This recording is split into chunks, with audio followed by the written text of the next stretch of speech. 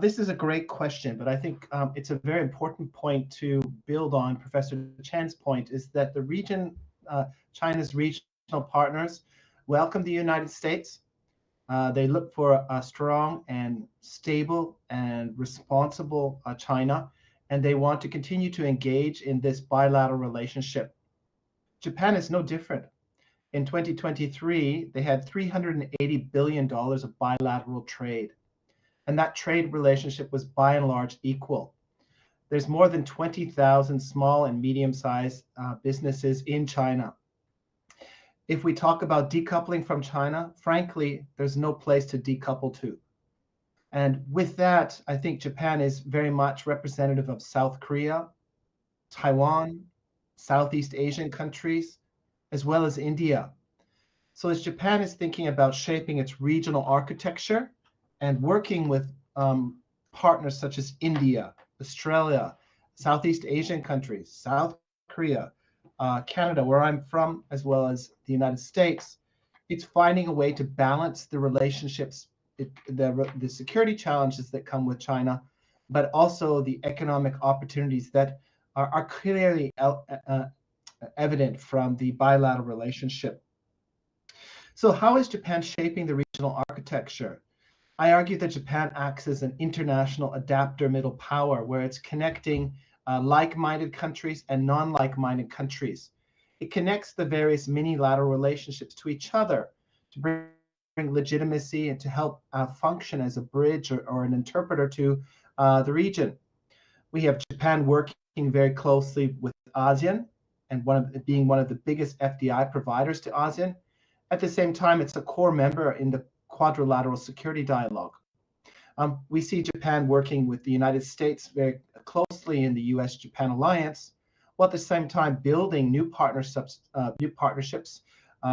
in various minilateral formulas, such as the Japan-US-Philippine partnership, the Squad with the Philippines, Japan, Australia, and the United States. We also see Japan working to deal with some of the security challenges in Northeast Asia with North Korea by working with South Korea, Japan, and the United States. So Japan is an interesting partner because at the security level, it has numerous kinds of formulas of cooperation that it engages with. And I commonly understand it as the US-Japan alliance, its minilateral partnerships, such as the Quad, the reciprocal access agreements with Australia, the UK, and the Philippines. And then it has another layer of cooperation that comes in the form of trade agreements. Japan has signed a trade agreement with the EU called the Japan Economic Partnership Agreement that helps bring in those stakeholders into the region. We see Japan working with China on the Regional Comprehensive Economic Partnership. And we see Japan working within the Comprehensive Progressive Trans-Pacific Partnership, again, to create another layer of insulation to shape the region's development.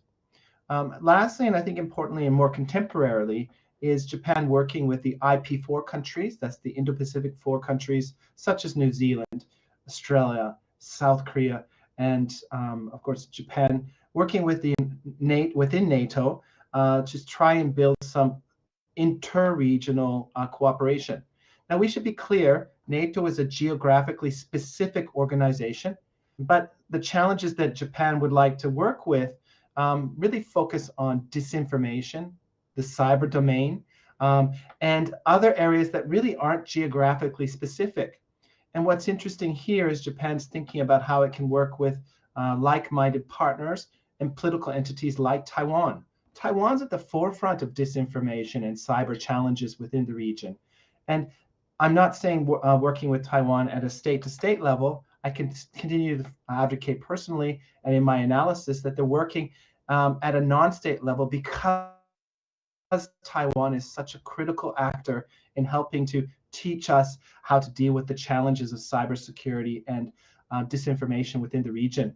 Here, Japan is working with Taiwan, most likely South Korea, the United States, and other partners to focus on identification of disinformation, mitigation of disinformation, combating disinformation, and of course, vaccinating our societies against disinformation through education programs and literacy programs.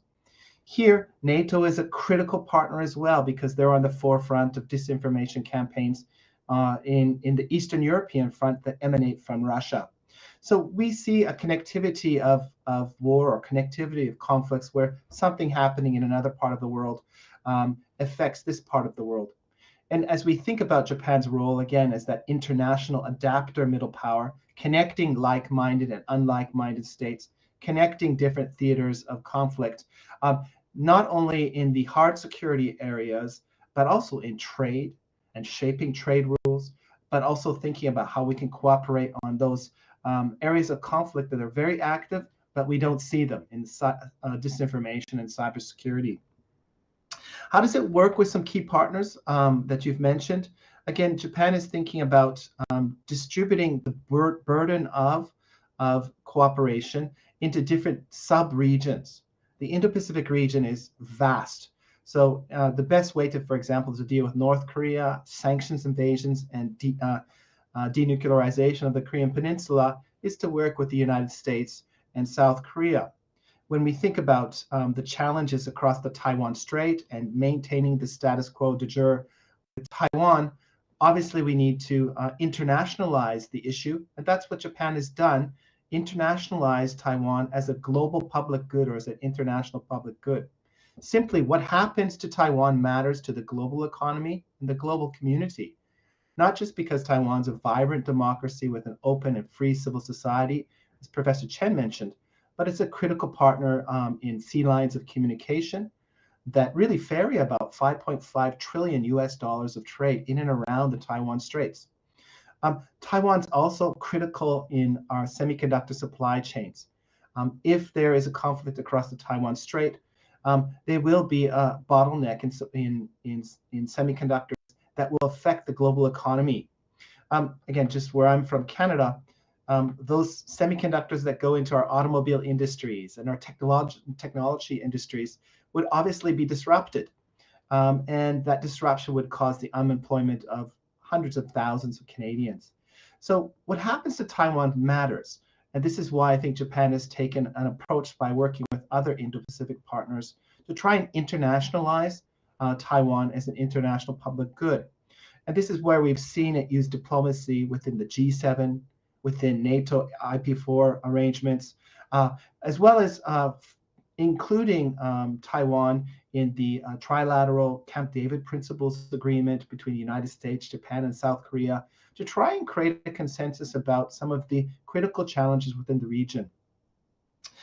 Another area that I think is important is, of course, the South China Sea.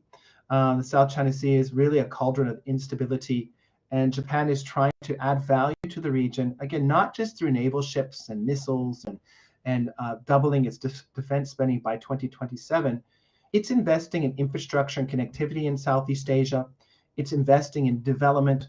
It's investing in providing these countries the tools, in particular maritime domain awareness capabilities, bolstering their Coast Guard vessel capabilities, and enhancing their human capacity. That means the training of each country's Coast Guard officials and troops, but also their militaries, so that they can deal with the challenges within the South China Sea by themselves. So Japan's approach, again, is almost like a lasagna or a lattice. It has that base based on the US-Japan alliance. It has many unilateral partnerships, including the Quad, unilateral relationships. Then it has an economic layer, a development layer, and then it's using diplomacy at the international level to internationalize many of the security challenges within the region. So whether it's Europe, South America, North America, or other regions, look to the Indo-Pacific region and understand that what happens in the region matters to them. And that means they have to invest their diplomatic resources within the region to try and discourage assertive behavior by some countries within the region. I'll stop there. Thank you again for the opportunity.